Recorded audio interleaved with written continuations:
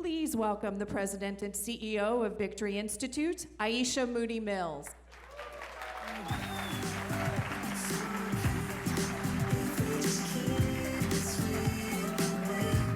Hey!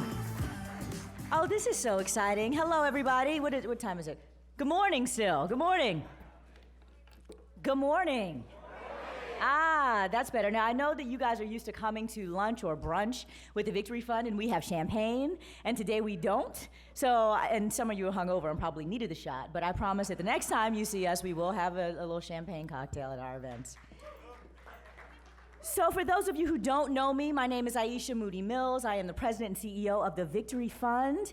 And what we do at Victory Fund is we elect LGBT people to offices up and down the ballot all around the country. I am also the president and CEO of the Victory Institute, which is our C3 organization. And what we do is we create a pipeline of very strong LGBT leaders who wind up serving in public sector jobs all around the country. We have an awesome presidential appointments project that has produced the largest number of LGBT federal appointees in the history of our country, which is very exciting. So this is an extremely exciting time for our community, isn't it? How is everybody enjoying the convention? The Democrats have put forth the most inclusive LGBT platform in our history. And to be in the middle of a convention where LGBT power is on display, literally from the stage, like in every single conversation that's had, is just so powerful, isn't it? We also right now have more LGBT people running for office, especially for Congress, than ever before in our history. Yes, there are 16 congressional seats right now that have very strong, viable LGBT candidates. 16 seats in this country that we may have an opportunity to pick up. Now that's history making. That's history making. And incredibly, we are about to elect the first woman president of the United States. Hillary Rodham Clinton. How exciting is that? And she kind of loves us, doesn't she? She is kind of for the LGBT community, which is really awesome. We all know that as senator, she worked to expand workplace non-discrimination protections and pass hate crimes legislation. And as Secretary of State, she became the first world leader to declare that LGBT rights are human rights.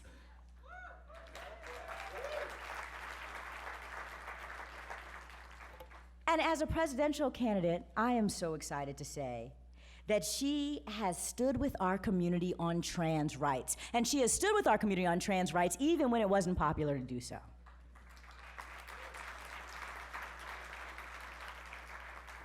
So just think about this and where we are at this moment in time. If we can elect our incredible slate of LGBT candidates into office in November, including the ones who are running for Congress, and end up having Hillary Clinton in the Oval Office, we will have a historic opportunity to advance LGBT equality here in the US and all around the world.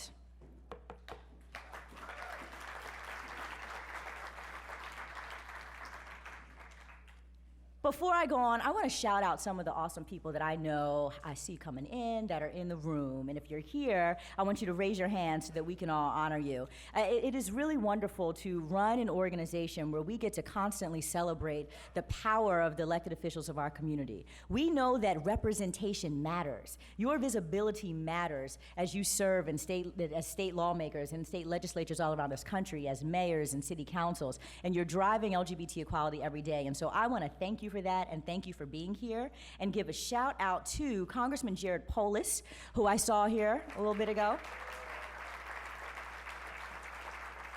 We have the former mayor of Houston, Anise Parker, is with us.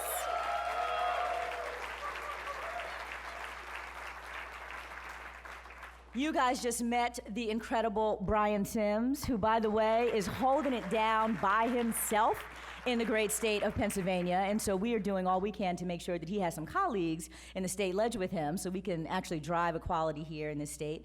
We are also expecting Congressman Mark Pocan and Congressman Takano. I don't know if they are here yet, but let's give them a round of applause too.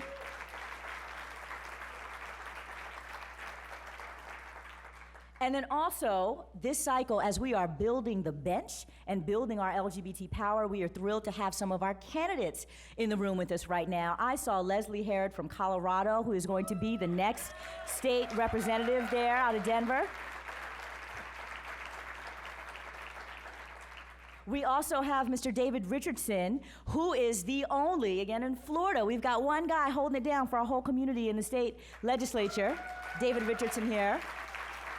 We're working hard right now in Florida to give him some colleagues so we can do some interesting things in that state. And then I'm also excited that I know we have one of our congressional candidates that I mentioned, Bob Poe from Florida, who's running for a seat there in Orlando. We are really in an awesome and exciting moment in time right now for LGBT equality. Now, I want to deviate from my script for a minute, and my staff is going to flip out and just remind you guys of a couple of things. We, this time last year, got together and had a party. We were celebrating marriage equality. We were like, yo, we won! Look at us! Oh my God, this is awesome. Love wins. And immediately, what happened? We saw that as soon as love won, hate started to put together a plan to completely derail marriage equality and to continue to attack the LGBT community and to drive back our rights. And for the last year, we have been facing opposition in state legislatures all over this country with this onslaught of something like 200 anti-LGBT bills that have been moving. I want you guys to know the work that we do at Victory, we just published some analysis that showed that it's not surprising that the places where we're really getting our behinds handed to us, the places where we are losing in the legislature, like in North Carolina, where we have Chris Skro, representative here, who is the only guy who's been holding it down for us in North Carolina. We have bills like an HB2 because in these state legislative bodies where the nastiness is coming at our community, we don't have very many out-elected officials serving. In North Carolina, in fact, at the time when that measure was passed, we had nobody. Chris was just appointed recently. So what we do is so critical for the next generation in terms of being able to build this bench and this pipeline of really strong LGBT leaders who are then going to go and serve in the public sector to defend us from all these attacks and continue to drive equality. That's why the LGBT elected officials also matter. I know we're here to celebrate Hillary Clinton, and this is awesome, and I'm thrilled about her. That's fantastic. But I want you, if you don't remember anything else, to also remember that as you're hanging out at convention, that there are so many LGBT leaders here who are doing the works in their communities every day for us, who are being our voice at the table so that we're not on the menu. So let's celebrate them here today. Let's continue to celebrate them. And one more thing that I'm going to say. Let's continue to celebrate ourselves for being here. We need to continue to celebrate ourselves.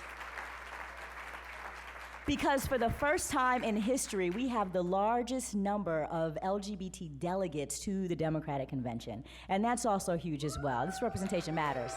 So to all you delegates, thank you so much for being here. So I'm going to close by just saying that, we are going to hear from Chelsea Clinton today, which is really an honor, and we really appreciate her being here with us. We know that she looks out for us too, and we are just so thankful to have her as such a strong ally and such a strong partner. She is, obviously, her time is highly sought after, so for her to come and spend a few minutes with us this afternoon is something that we really appreciate, and we're gonna hear from her tomorrow. I'm very excited to hear her introduce her mother, who is gonna be the next president of the United States. So the tide is changing, folks. The tide is changing. Tomorrow we are also going to get to hear on the main stage from Sarah McBride, who will be the first transgender person to ever speak at the Democratic Convention.